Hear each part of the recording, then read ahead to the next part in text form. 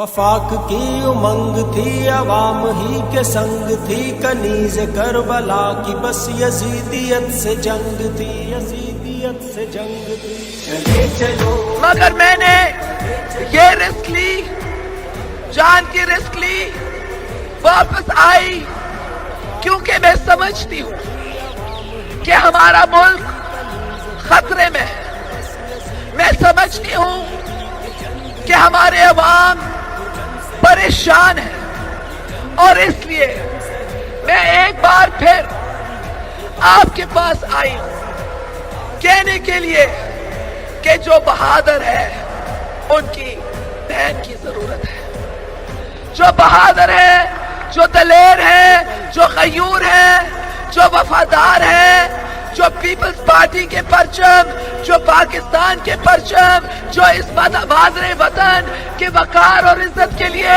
अवाम के शान के लिए काम करने चाहता है, आओ और हमारा साथ दो। जो कल थे हम वो आज है, वतन की रखे लाज है, लहू की ये जो रीत है वो ही तो मौतें यजीद है।